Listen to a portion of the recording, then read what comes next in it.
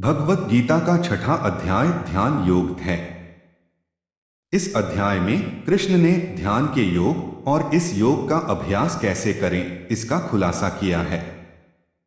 वह ध्यान की तैयारी में क्रिया की भूमिका पर चर्चा करते हैं कि कैसे भक्ति में कर्तव्यों का पालन करने से व्यक्ति का मन शुद्ध होता है और उसकी आध्यात्मिक चेतना बढ़ती है। इस अध्याय में भगवान शरीर और मन की निरंतर जागरूक रहने की आवश्यकता के बारे में बताते हैं।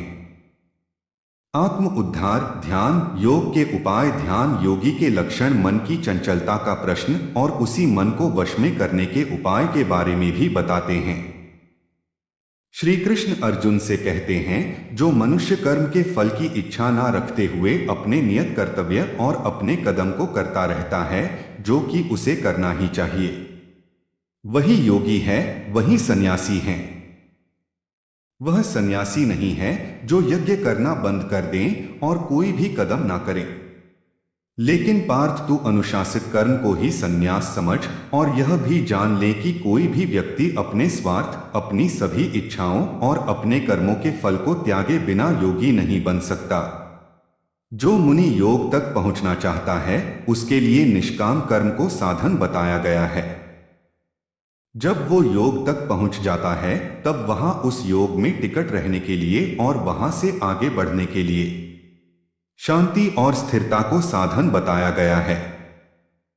जब मनुष्य इंद्रियों के विषयों में या कर्मों में लिप्त होकर उसमें नहीं उलझता और जब वह अपनी सभी इच्छाओं को त्याग देता है तब कहा जाता है कि उसने योग को पा लिया है, तब वह योगी कहलाता है। मनुष्य को अपना उद्धार स्वयं ही करना चाहिए और उसे अपना उद्धार स्वयं ही करना होगा। वह मन के द्वारा अपने आप को ऊपर उठाएं और अपने मन को कभी नीचे ना गिरने दें, क्योंकि मनुष्य का मन ही उसका शत्रु है और यही मन उसका मित्र भी है। जिसने भी अपने मन को जीत लिया है, जिसने अपने मन पर काबू पा लिया है, उसका मन ही उसका सबसे बड़ा मित्र बन गया है। लेकिन जो अपने मन को जीत नहीं पाया है, जिसका मन उसी के काबू में नहीं है, उसका अपना मन ही उसका सबसे बड़ा शत्रु है। जब मनुष्य अपने मन को जीत लेता है और मन जीतने पर जब उसे पूर्ण शांति मिलती है तब उसकी आत्मा सजा समाधि में ही स्थित रहती है। जब मनुष्य अपने मन को जीत लेता है और मन जीतने पर जब उसे पूर्ण शांति मिलती है तब उसकी आत्मा सजा समाधि में ही स्थित रहती है। वो सर्दी और गर्मी में, मान और अपमान में, सुख और दुख में, इन सभी स्थितियों में शांति रहता है।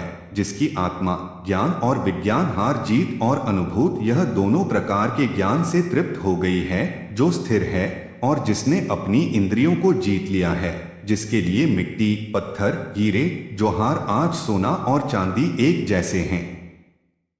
इस समदर्शी मनुष्य को योगयुक्त कहा जाता है, अर्थात उसे भगवान से जुड़ा हुआ कहा जाता है। जो व्यक्ति सभी में एक सा भाव रखता है, सभी को एक समान ही देखता है, उस व्यक्ति को अधिक श्रेष्ठ माना जाता है। योगी को चाहिए कि वो एक कान में अकेले बैठकर सावधानी से मन और आत्मा को वश में रखते हुए, किसी भी प्रकार की कामना न करते हुए अपने मन को परमात्मा में एकाग्र करें।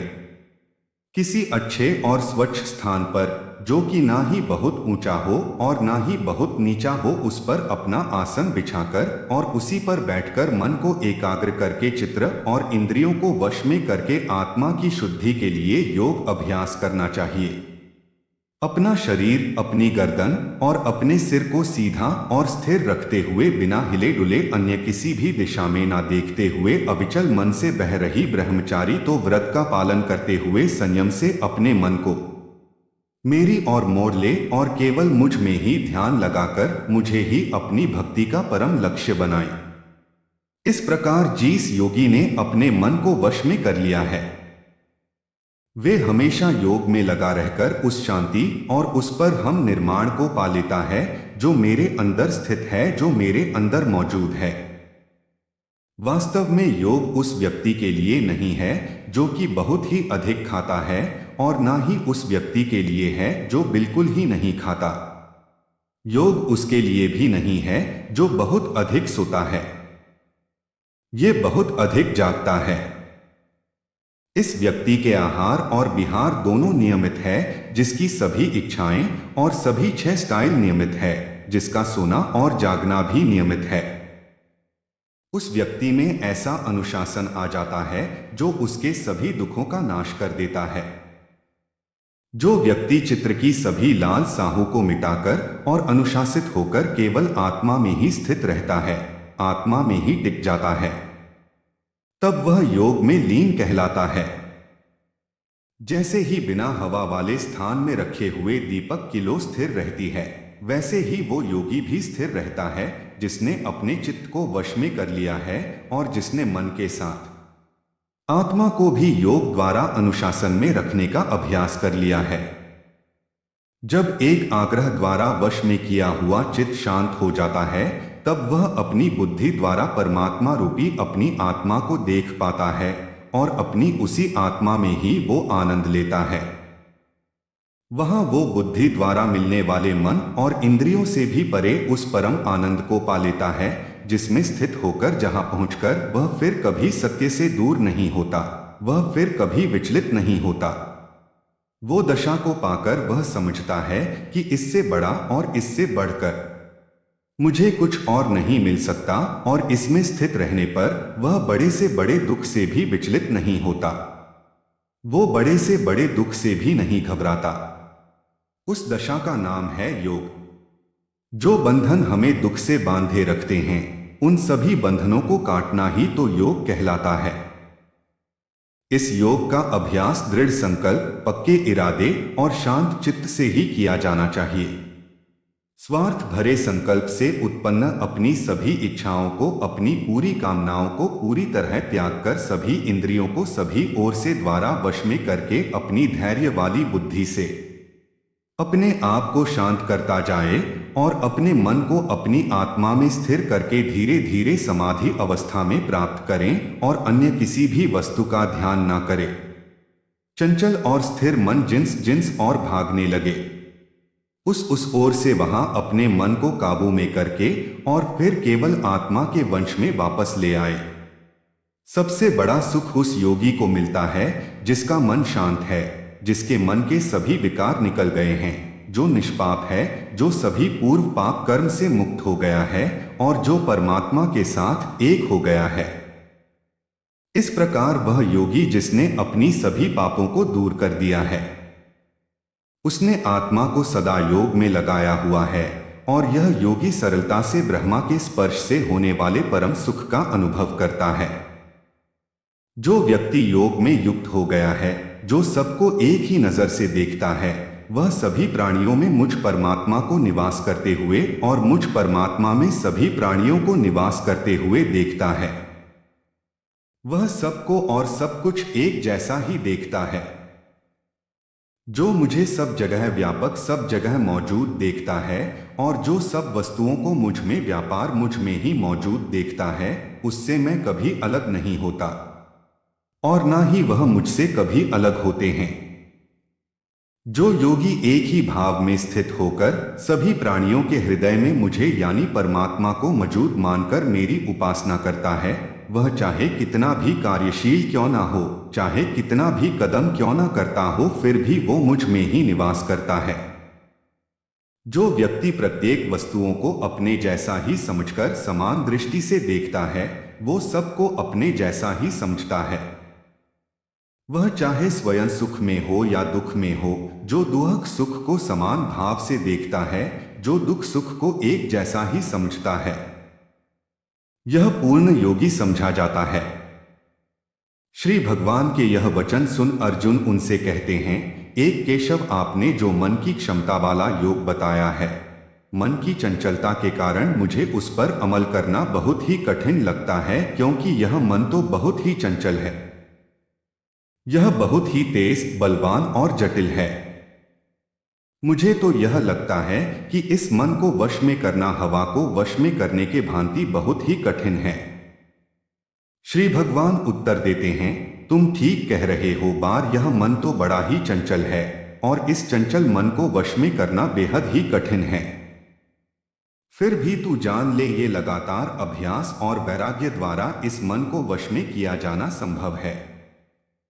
मैं यह भी मानता हूं कि इसके लिए योग को प्राप्त कर पाना बेहद ही कठिन है। जिसने अपने आप को संयत नहीं किया है, लेकिन असंयत व्यक्ति दृढ़ संकल्प द्वारा अपने मन को वश में कर सकता है।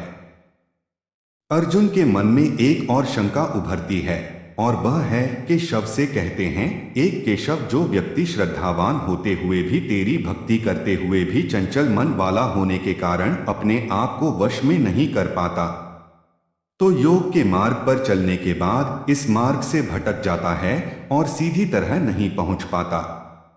उसकी क्या दशा होती है? आध्यात्मिकता और भौतिक दोनों स्थान से भ्रष्ट होकर किसी भी स्थान पर मजबूती से टिका ना हो पाने के कारण वह ब्रह्मा की ओर जाने वाले मार्ग से भटककर चीन बिन फटे हुए बादल की तरह नहीं नष्ट तो नहीं हो जाता। आप मेरा यह संदेह पूरी तरह मिटा दो, क्योंकि आपके सिवाय कोई नहीं है जो मेरे इस संदेह को दूर कर सके। भगवान उसे समझाते हैं, सुन पा रहे सुन प्यारे मित्र, जो व्यक्ति अच्छे कर्म करता है, जो अच्छाई के मार्ग पर चलता है, उस व्यक्ति की कभी दूरदर्शन नहीं होती। उसका ना तो इस लोक में और ना ही परलोक में विनाश होता है। जो व्यक्ति योग के मार्ग से भटक जाता है, वह पुण्य आत्माओं के लोक में जाता है और वहां कई वर्षों तक रहने के बाद वह फिर से सदाचारी लोगों के घर जन्म लेता है। ऐसा जन्म इस संसार में बहुत ही दुर्लभ है। वहां पे है अपने पूर्व जन्मों में विकसित किए हुए ब्रह्मा के साथ जोड़ने वाले सभी दैवीय संसारों को फिर प्राप्त कर लेता है और यहां से आरंभ मन फिर पूर्णता पाने के प्रयास में लग जाता है। योग के मार्ग में भटका हुआ ऐसा व्यक्ति, ऐसा योगी भी अपने पूर्व जन्मों के अभ्यास में होने के कारण आगे ले जाया जाता है और योग का ज्ञान प्राप्त हो जाने पर ऐसा जिज्ञासु वैदिक नियमों के परे पहुंच जाता है। लेकिन जो योग्य सब पापों से शुद्ध होकर अपने आप को कठोर परिश्रम से पूर्ण बनाने का प्रयास करता है और वह अपने अनेक जन्मों के परिश्रम और उन परिश्रमों से प्राप्त सिद्धि के कारण आगे ले जाया जाता है और अंत में वह सिद्धि और परम गति को ही पा लेता है। योगी तपस्वियों से पढ़े हैं, वैज्ञानिकों से भी बड़े माने जाते हैं और वह ऐसे काम करने वालों से भी बड़े हैं। इसलिए तू पार्थ योगी ही बन, सभी योग्य मैं भी। मैं इस योगी को सबसे बड़ा योग ही मानता हूं, जो अपनी संपूर्ण अंतरात्मा को मुझ पर पूरी तरह से समर्पित करके पूरी श्रद्धा और निष्ठा से मेरी उपासना करता है। इसी के साथ भगवद गीता का 6वां अध्याय खत्म होता है। बाकी के अध्याय भी आपको जल्दी ही चैनल पर देखने को मिलेंगे। इसके लिए एक चैनल को सब्सक्राइब जरूर करें ताकि अगले अध्याय आपसे कभी भी मिस ना हो। और यदि आप काफी समय बाद इस वीडियो को देख रहे हैं तो बाकी के अध्याय आपको हमारे चैनल की भगवद गीता प्लेलिस्ट में मिल जाएंगे और मैं मिलूंगा आपको अगले अध्याय में। तब तक के लिए जय श्री कृष्ण।